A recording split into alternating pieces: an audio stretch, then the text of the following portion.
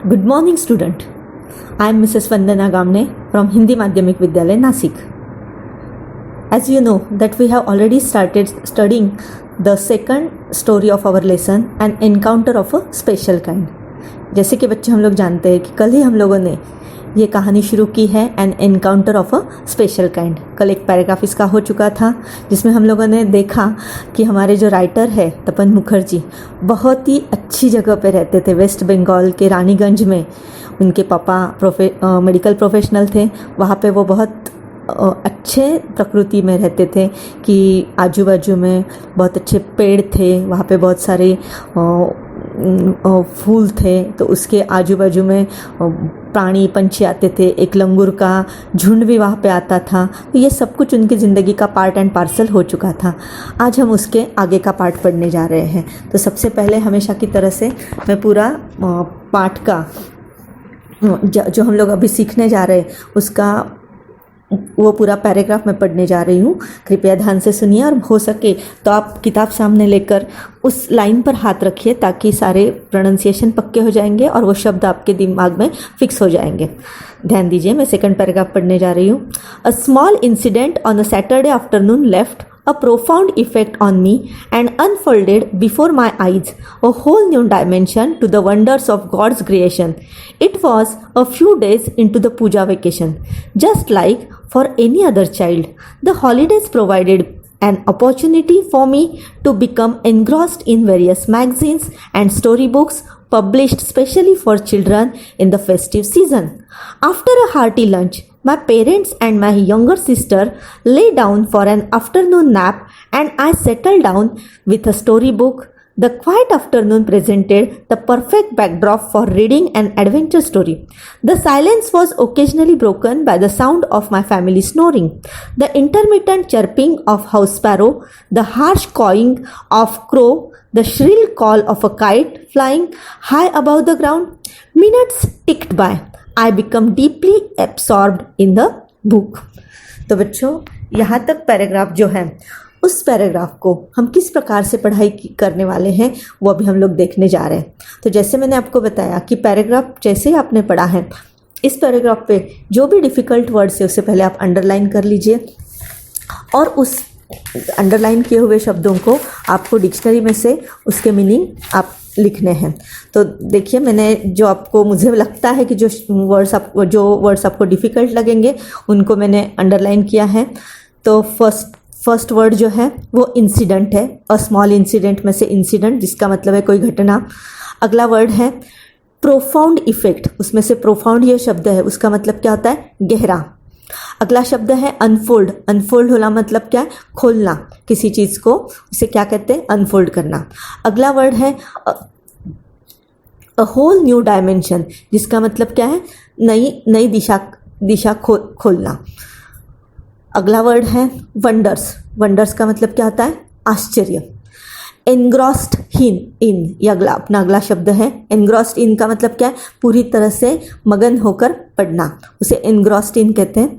Various का मतलब क्या है? अलग अलग, बहुत सारी। हार्टी मतलब पेट भर के। नैप मतलब दोपहर को थोड़ी सी सोते हैं ना हम लोग, छोटी सी नींद, उसे क्या कहते हैं? नैप कहते हैं। उसके बाद आता है हमारा शब्द बैकड्रॉप। बैकड्रॉप का मतलब क्या है? अनुकूल परिस्थिति, अच्छी परिस्थिति जिसे हम लोग कहते हैं। स्नोरिंग मतलब खर्राटे लेकर सोना होता है ना, उसे स्नोरिंग कहते हैं। उसके बाद आ रहा है शब्द इंटरमिटेंट का मतलब क्या है? बीच बीच में। और अगला शब्द है श्रिल मतलब बहुत ही कर्कश, जो कान को बहुत तकलीफ देता है, उस साउंड को क्या कहते हैं? श्रिल कहते हैं। तो इस प्रकार से मैंने सारे डिफ़िकल्ट वर्ड्स को आपके सामने रखा है। अब अगली एक्टिविटी जो आपको हमेशा की तरह से जो करनी है वो एक्टिविटी क्या है कि आपको वो पैराग्राफ शांत मन से पढ़ना है, फिर से डिफ़िकल्ट वर्ड्स को अंडरलाइन करनी है। ये शब्द जो मैंने आपको बताए हैं वो शब्दों को आपको पेंसिल से किताब में लिख कर लेने हैं। वो लिख लेने के बाद इसके अलावा भी आपको कोई कठिन शब्द दिख रहे हैं तो आप वो शब्द डिक्शनरी में से ढूंढ कर लिख सकते हैं। और इसके बाद आपको करना क्या है कि जैसे मैंने कल आपको बताया कि एक बार फिर से पैराग्राफ को पढ़ना है। देखिए आपको कितना अंडरस्टैंड होता है। आई होप कि वो काफ़ी अंडरस्टैंड आपको हो जाएगा, समझ सकेंगे आप। लेकिन इसके बाद आपको करना क्या है कि छोटे छोटे प्रश्न बनाने हैं। मैंने कल जैसे आपको बताया कि छोटे प्रश्नों का फ़ायदा क्या होता है कि प्रश्न बनाने की कला हम लोग सीख लेते हैं। जब हम लोग को प्रश्न बनाना आता है तो नेचुरली हम लोग को उसका आंसर तो बहुत ही आसानी से आता है, और इससे क्या होता है कि दिमाग में लैंग्वेज फॉर्मेशन जिसे हम लोग कहते हैं वो अच्छी तरीके से शुरू होता है कि thinking capacity started in English.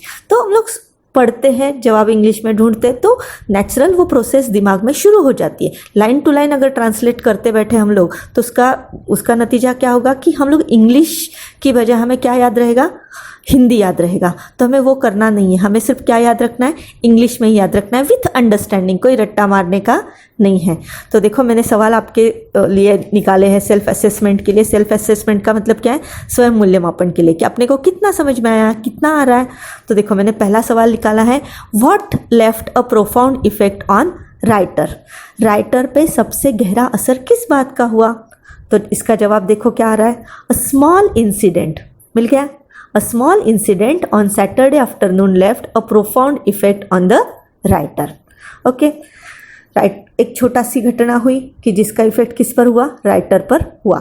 Second question है, व्हाट डिड इट अनफोल्ड। इससे क्या अनफोल्ड होता है? अनफोल्ड हो जाना पहले ही हम लोगों ने कल अभी थोड़ी देर पहले देखा। अनफोल्ड होना मतलब रिवील्ड होना। रिवील्ड होना मतलब क्या है कि उसमें हमारे क्या समझ में आ रहा है उस इंसिडेंट से।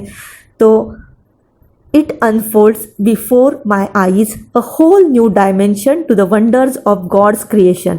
इससे पता चलता है कि भगवान की जो निर्मिति है, क्रिएशन, उसका एक अलग ही रूप है जो मेरे सामने इस छोटी सी घटना की वजह से आया, ऐसे कवि को लग रहा है।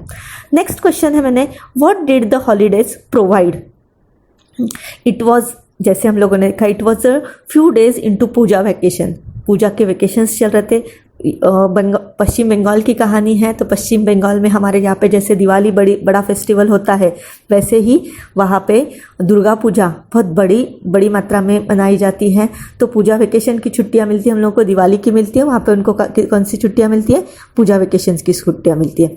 So just like for any other child, the poet जो है, sorry the writer. So next question है मेरा, what did the holidays provide. हमारे जो हॉलीडेज है उनके, वो हॉलीडेज उनको क्या प्रोवाइड करते। प्रोवाइड करना मतलब देना। क्या प्रोवाइड करते? Just like any other child, the holidays provided an opportunity for the writer to became engrossed in various magazine and story books publish especially for children in the festive season. जवाब मिल गया आपको। देखो, holidays की वजह से हर बच्चे को, जैसे कि तब के ज़माने की बात है कि बच्चों के जब टीवी नहीं था, तब बच्चे मोस्ट ऑफ द टाइम अपनी सारा जो वक्त है वो सिर्फ किताबों में ही व्यतीत करते थे। तो इसीलिए राइटर ने कहा कि most other child, the holidays provide him an opportunity to become engrossed in various magazine. वो हर किताब में क्या हो जाते थे, एनग्रॉस्ड हो जाते। एनग्रॉस्ड हो जाना मतलब बहुत मन लगाकर पढ़ना। कुछ मैगजीन्स पढ़ने में वो तल्लीन हो गए थे, या फिर कुछ स्टोरी बुक्स जो स्पेशली पूजा वेकेशंस में क्या होती है, पब्लिश होती है, तभी निकलती है। हमारे यहाँ पे भी दिवाली के वक्त बहुत अच्छे मासिक, जिसे हम लोग दिवाली अंक बोलते हैं, वो तैयार होते हैं। तो वैसे दिवाली वेकेशन में भी वो उनके यहाँ पे भी वो तैयार होते थे, और वो पढ़ने का चांस किसको मिल रहा था, राइटर को मिल रहा था। नेक्स्ट क्वेश्चन जो है, जो मैंने बनाया, देखो, how was the lunch. Lunch कैसा था? It was a hearty lunch. Hearty मतलब पेट भर के खाना खाया था। ओके, नेक्स्ट क्वेश्चन बनाया मैंने, what did the parents do after lunch. Lunch होने के बाद पेरेंट्स ने क्या किया? After lunch my parents and my younger sisters lay down for an afternoon nap and I settle down with a story book. Parents और younger sister जो है वो मस्त ले डाउन हो गए और अच्छी सी नींद दोपहर को निकालने के लिए सो गए। और इसी के साथ साथ ये हमारा जो राइटर है वो क्या करने के लिए बैठ गया, he just settle down with a story book. वो किताब पढ़ने के लिए बैठ गया। What did the writer do? The writer settle down with a story book. Okay, the next question है, what did the quiet afternoon present.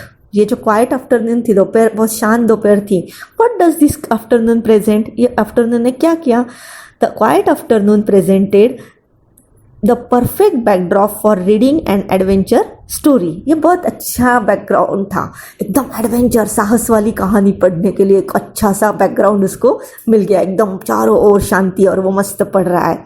तो इस प्रकार से उसे बैकड्रॉप मिल गया। नेक्स्ट क्वेश्चन है, what broke the silence occasionally. बीच बीच में ये साइलेंस जो है वो ब्रोक होता था, ब्रोक मतलब टूट जाता था। व्हाई इट ब्रोक्स, वो किस वजह से ब्रोक हो जाता था। जवाब देखो यहीं पे मिल रहा है, the silence was occasionally broken by the sound of my family snoring. Silence जो है वो ब्रोक हो गया था बीच बीच में, क्योंकि फैमिली मेंबर्स मतलब पेरेंट्स और उसकी सिस्टर जो है, यंगर सिस्टर, वो क्या है, सो रहे थे। सोते समय कैसे सो रहे थे, खर्राटे लगा के सो रहे थे। हाँ, उसी के साथ साथ हार्श काउइंग ऑफ द क्रो, हमारे जो कौवे ना आजू बाजू बहुत पेड़ थे ना वहाँ पे, तो कौवे जोर जोर से काव काव काव काव काव काव कर रहे थे, वो आवाज़ थी। फिर Srila call of a kite flying high about the ground, यहाँ से ज़मीन से बहुत ऊंचाई के ऊपर जो एक काइट नाम का जो पशु है, जिसे हम लोग मराठी में घार बोलते, वो हवा में उड़ रहा था और वो इतनी जोरदार आवाज़ कर रहा था कि जो कानों को बहुत तकलीफ दे रही थी। लेकिन हमारे जो राइटर महाशय है, still he was deeply absorbed in the book. ये जवाब मैंने दे दिया, लेकिन इसका सवाल हम किस तरह से पूछ सकते कि who was deeply absorbed in the book. Book में डीपली एब्सॉर्ब कौन हो गया, तो राइटर हो गया, क्योंकि उसे किताब पढ़ने के सिवा दूसरा कुछ इंटरेस्ट नहीं था। कहानी समझ में आई, पार्ट का समझ में आया।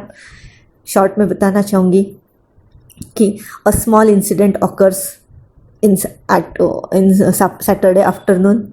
It was God's creation, as the writer says that it is a God's creation. Something happened differently. The puja vacations were going on. कौन से vacation चल रहे थे, puja vacations चल रहे थे, and there were so many books and magazines published in the puja vacation. So the writer was totally busy in reading the book. And after having the hearty lunch, बहुत अच्छा सा खाना खाने के बाद, his parents and his younger sister they lay down, सो गए, and they started snoring. And the writer महाशय जो हमारे हैं, what was he doing? He was very interested in reading the book, so he totally absorbed himself in the book and started reading the adventurous story. So it was a very good backdrop for him. इस backdrop पे क्योंकि शांति है और चारों ओर, तो adventurous story पढ़ना मतलब बहुत ही इंटरेस्टिंग बात थी। So he was reading a story, adventurous story, but बीच बीच में समथिंग ब्रोक द साइलेंस। वो क्या क्या आवाज़ें थी? सो द फर्स्ट साउंड कैसा था? फैमिली स्नोरिंग, उसके पेरेंट्स जोर जोर से खर्राटे लगा रहे थे। सेकंड साउंड जो था वो क्या था? Intermittent chirping of the house sparrow, बीच बीच में जो घर की स्पैरो होती ना, घर में रहने वाली अपनी चिड़िया, हाँ, वो चू चू चू चू चू चू कर रही थी, तो वो आवाज़ आ रही थी। फिर हमारे जो कौवे हैं आजू बाजू के पेड़ों पे बैठे हुए खाना खाने के लिए कहीं जा रहे थे इधर उधर से, तो जोर जोर से काव काव काव काव कर रहे थे। और उसके बाद जो काइट नाम का पंछी है वो ऊपर हवा में उड़ रहा है और वो जोर से चिल्ला रहा है। ये सारी आवाज़ों की वजह से बेचारा राइटर थोड़ा थोड़ा बीच में डिस्टर्ब होता था। स्टिल उसने क्या किया, उसने अपने आप को किताब में इतना इंटरेस्टेड था, he was totally absorbed in the book. तो देखो, आई होप कि you must have understood the second part of this story. Now आपको करना क्या है, फिर से ये शांत मन से पढ़ना है। जवाब मैं आपको दिखा रही हूँ यहाँ पे, वो जवाब आपको इस प्रकार से प्रश्न देखने हैं, इस प्रश्नों को खुद बनाने हैं और इन प्रश्नों का जवाब आपको खुद को लिखना है, ताकि आपको पैराग्राफ अच्छी तरीके से समझ में आएगा। And now you also will started feeling as if you are thinking in English, and you can write down each and every answer very very freely, fluently in English. So that is the main object of doing all these activities.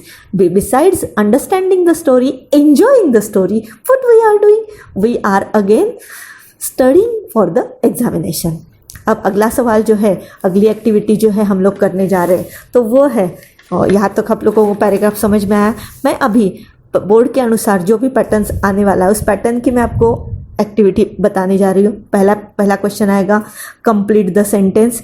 अब मैं इसको कोई भी explain करने वाली नहीं हूँ, ये आपको घर पे करना है ये सारी एक्टिविटीज़, क्योंकि कल मैंने एक एक्टिविटी आपको बताई है, या भी आपको करनी, सिर्फ मैं क्या करना है वो समझा के जाती हूँ। एक्टिविटी नंबर 1 जिसमें आपको क्या करना है, कंप्लीट द सेंटेंस। सेंटेंस अधूरे दिया है वो आपको देखकर कंप्लीट करना है। एक एग्जांपल दिखाना चाहूँगी सिर्फ। सेकंड क्वेश्चन देखो, इट वाज डैश वैकेशन। जवाब क्या है इसमें से, इट वाज पूजा वैकेशन। इस प्रकार से आपको चारों सेंटेंसेस कंप्लीट करने हैं, वो मैं अभी आज आपको बताने वाली नहीं हूँ, आप शांत मन से खुद सॉल्व करेंगे।